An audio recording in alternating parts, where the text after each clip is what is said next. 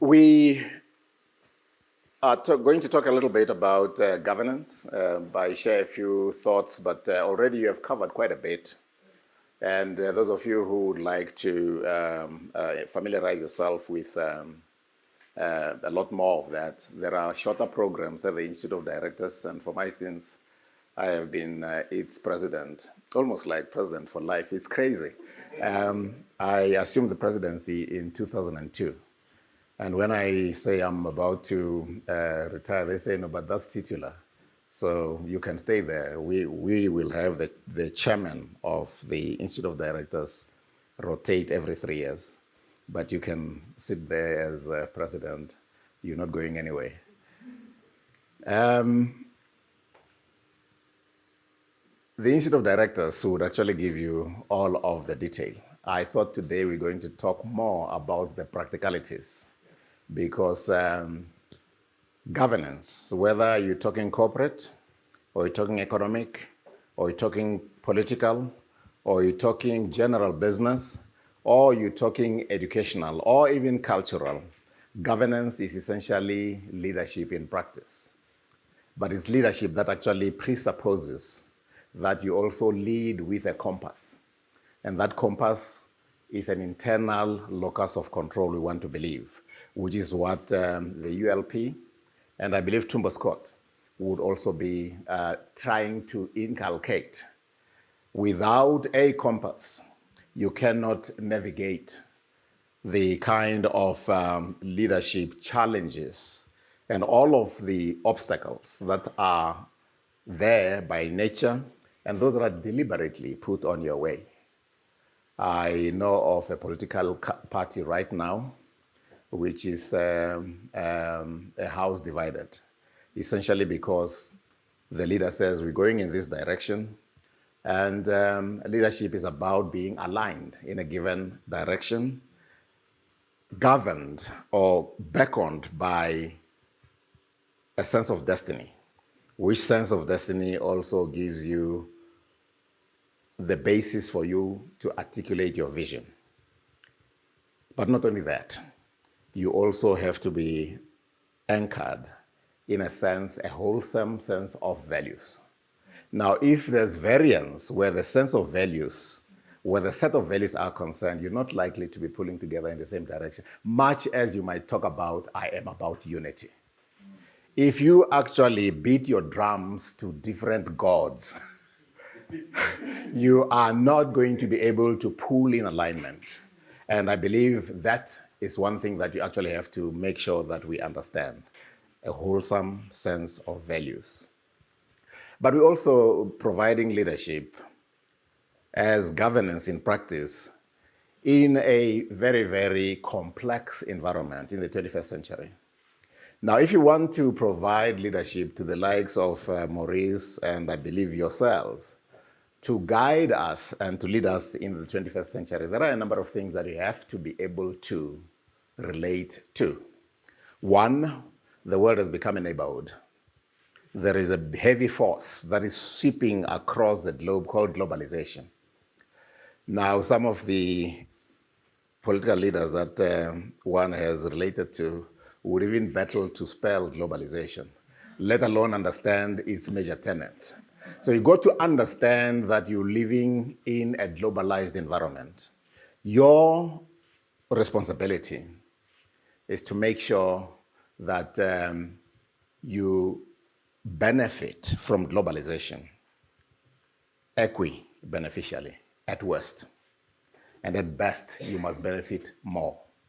Particularly because we are an emergent economy, we actually have to harvest a lot more from whatever is actually emerging, even if it is the fourth industrial revolution. Fortunately, where the fourth industrial revolution is concerned, you can catch up, you can leapfrog, and in virtually no time, you could actually be competing with whoever may actually have come up with some of the forays, the new forays into this industry in virtually no time. Globalization, make sure that you have your, at best, your fair share of globalization. At worst, your unfair share of globalization. In other words, disproportionately larger. And that is deliberate. In order for you to do all of that, you need the second thing, you need to have the necessary conceptual basket. Now, there are many people who purport to be leaders, and when you look at their conceptual basket, at their basket of concepts, it's essentially empty, or it is only half full. They don't actually update themselves on a regular basis to make sure that it remains full, because there are forever challenges. Make sure that you have a conceptually full basket. Third, you have to understand that you're going to deal with complexity. Now, if you're going to be a leader who understands governance, you also have to make sure that you understand complexity. And understanding complexity is it's not just a matter of reading 1 or 2 paragraphs in Economics 101, and you take it, you understand economics. It's not a question of listening to a Maurice or a Reuel khoza talk about governance in one afternoon. You actually have to understand that education, replenishment of your conceptual basket, replenishment of your ability to deal with complexity is a daily thing. We're all fighting for the future. And in that future, you cannot get there and succeed ill-equipped. I look at some of our leadership. A good number of them think, and a greater number don't think. A good number of them are engaged in activity. Now, leadership is not just activity. Leadership is goal-directed action. There's a difference between activity. Any fool can engage in activity. Goal-directed action is something that is deliberate and purposeful. So in order for you to deal with complexity, you must be forever a student. Read very, very widely. The guy I was talking about yesterday used to say, read, read, and read again. And when you fancy you have read, read further until it hurts. Where we are concerned as an emerging, will forever be emerging unless we actually catch up one way or another. And the only way we can catch up is to make sure that we work hard. That's an imperative. But very, very importantly, work smart. And thirdly, put in the hours. There are many of us who actually insist on, hey, the industrial relations law in this country says I should work 8 hours. And that effectively says that 16 hours you're not working in any given day. And then there are those who insist on sleeping. And we get told you should sleep at least 8 hours. Let's suppose you sleep 8 hours and you live to be 60. What that effectively means is that for 20 years of the 60, you've been asleep. I'm not saying that people should not rest. Rest by all means. But for you to live for 60 years and be asleep for 20 of those years, actually sleeping, I think that's a bit of a waste. I believe 6 hours is just about enough. I typically work 10 to 14 hours a day, except on Sunday. My father was a preacher, and he said, "Thou shalt rest." But my grandfather also came with a counter and said, "Grandson, rest by all means, but resting is a state of life that you earn by dint of being tired. If you're not tired, don't rest." And he says, those who rest without being tired are not resting. They are being indolent. And that actually stayed with me all my life. Unless I'm really tired, I don't rest. I have to be doing something. So that, by the time, I'm 70 now, by the time I go and meet my creator, I must be able to account rather well. I've spoken about globalization. I've spoken about dealing with complexity. I have spoken about perhaps the economics, understanding, having the conceptual basket. I want to add to that the fact that you actually have to do the right thing. Now, doing the right thing is ethics. Ethics is about the ability to distinguish between right and wrong and opting to do right. Ethics is about the ability to distinguish between bad and good. And in fact, there is bad leadership. Given time, we could talk about bad leadership for the whole afternoon. Ethics is about the ability to distinguish between bad and good. And ethical behavior is opting to do that which is good. I want to believe that in corporate governance, there are two pillars. Everything else is a derivative from those two pillars. The first pillar is competence. You cannot lead unless you are competent.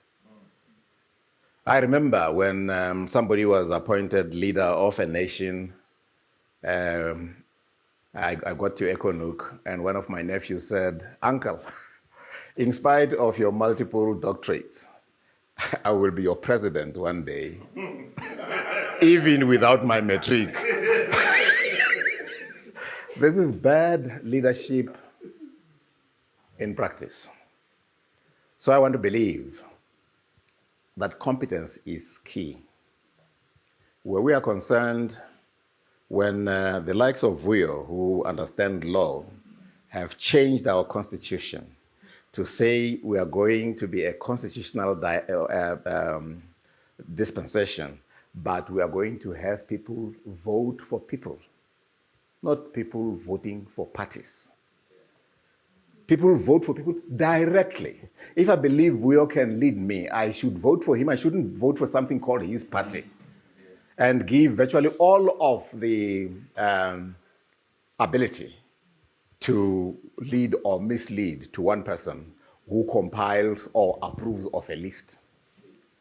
So you wind up with a constituent leader who has never met you, who occasionally comes around to throw their weight around, who comes around to lord over you and not to be your steward. With proper constituency, where we're going to vote for constituent leaders in our constituency, I believe we'll be able to call them to book. I believe when that day comes, we'll actually be in a position also to prescribe who should lead us. But that's not enough. We should also proscribe who should not lead us. So prescription and proscription. And I want to argue that of the two pillars of good governance that I want to talk about, competence and ethics. Competence actually presupposes you're preparing yourself for the leadership. It is actually in contradistinction to toy-toying yourself to the top. You actually have to apply yourself. You have to read and read seriously and read until it hurts. If you are to take the advice from Professor Mpahlele, reading alone is not enough. Read until you're tired and read widely. If you were trained as a psychologist, which for some reason I was, for 7 years, that's what I studied. And that's what I fancy I understand a little bit, but I'm in business. And I try to behave like a business person. I'm in farming, and I'm farming fairly successfully. So read widely, so that you can actually be a useful, fully useful citizen. Those who have studied psychology tell us that by the time we die, in fact, we have only used a fraction of our brain. Imagine you have a brain with 100% capacity. And at the time you die at 70, you have only used about 17 and a half. What a waste. So competence is the one pillar essential for good governance. And competence is a function of reading, it's a function of experience, it's a function of expertise gathering, which actually essentially equip you to lead with understanding. The second pillar is ethics. If you are competent and not ethical, chances are you will commit sooner rather than later one of the sins that will actually nullify your competence. If you are ethical, but you have a half-empty brain, chances are the ethics won't actually save you. The spirituality is good.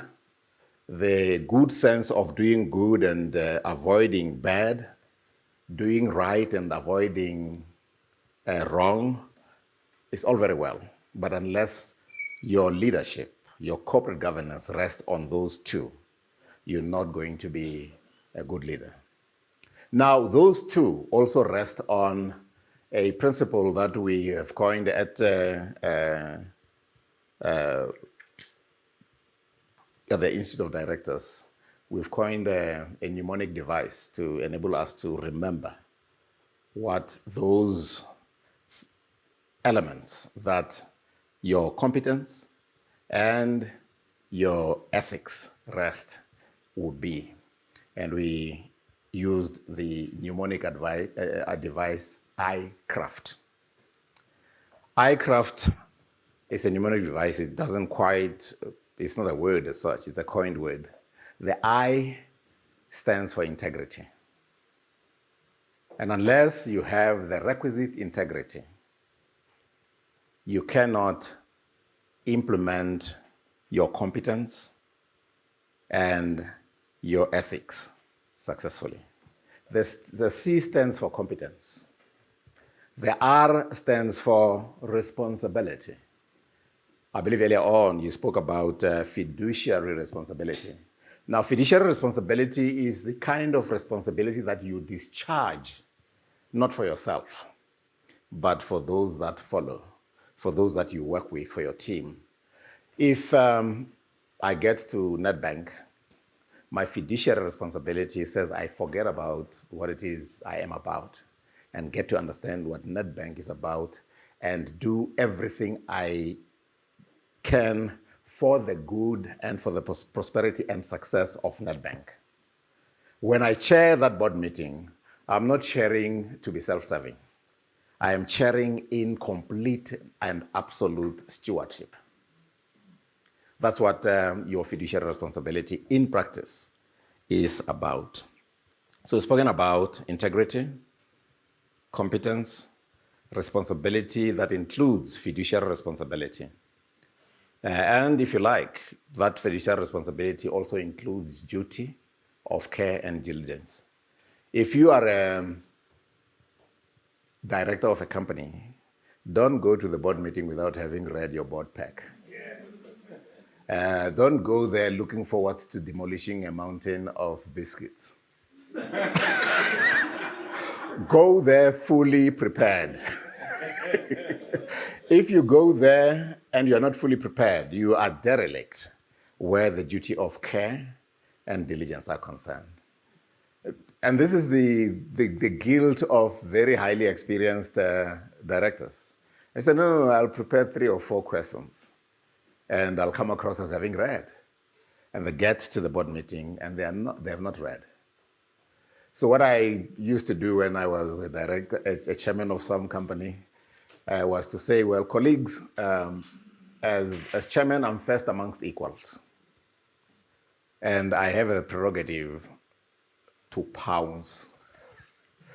So if you come here unprepared, I'll pounce on you and ask a question that will actually expose your ignorance. And peer pressure, even at board level, is very, very significant. People don't want to be embarrassed amongst their peers. So even as people ask questions and make comments, if you keep quiet and take it, you're hiding. I was the kind of chairman who would occasionally pounce and ask you a question to actually expose or to test whether or not you have read. How far have you gone? Integrity, competence, responsibility, accountability. It doesn't matter what it is you do. If you are leading in a fiduciary responsibility, if you are discharging quintessential stewardship, you are accountable to those that you purport to lead. Accountable. And in terms of King 4, you are accountable not only to the shareholders. The shareholders are but one stakeholder. You are accountable to the full stakeholder community.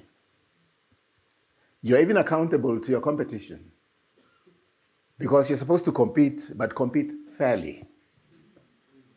Don't put logs on the roads of your competition, and as they stumble over the logs and you are running ahead and take it, you're better. So, if you talk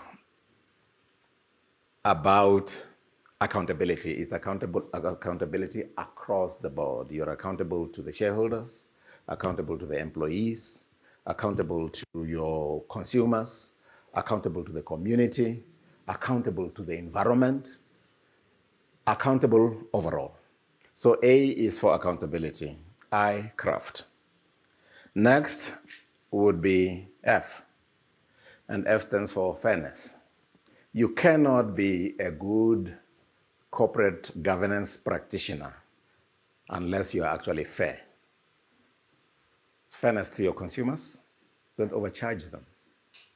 Fairness to your competition, as I said, don't compete unfairly. Fairness to your shareholder because they invested, they want a return. And not just the kind of return that we see manifest in some of our leaders lately, not return on ego, but return on equity. There are leaders who are very, very egoistic. Our environment is strewn with such leaders, where people should actually understand that when it comes to leading this major organization is concerned, I forget about myself and subscribe to quintessential stewardship. And if I have a quarrel with somebody, what I take into the most serious consideration is the welfare and prosperity of the company that I've been given the responsibility and the privilege to lead. You solve problems not by going out there, as my readership of the Bible together with my son. My son preaches. I used to preach, I am hopeless lately. My father preached as well. Tell it not in Gath. In other words, if there are things to be resolved internally, and contain and suture, are the doctors here, and suture the wound sooner rather than later, do it internally. Because once you go out, then you are preoccupied with losing face.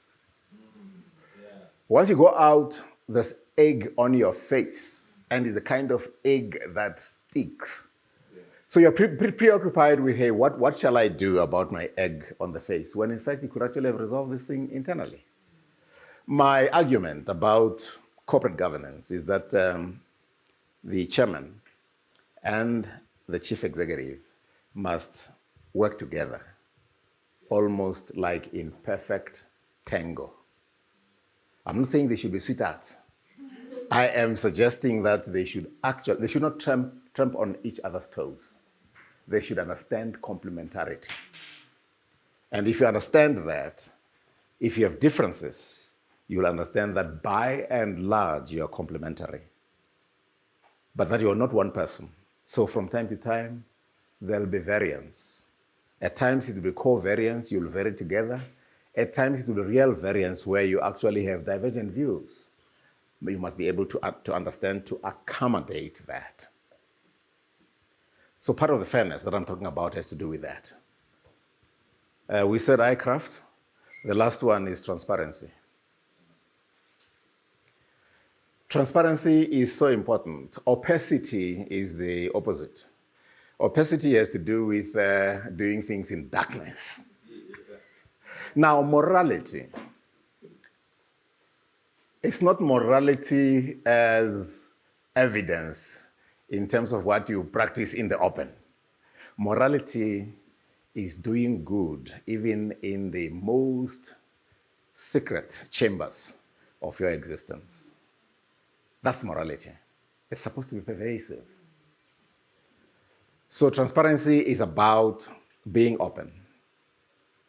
And the openness lately has to do with also letting the world know how much you earn.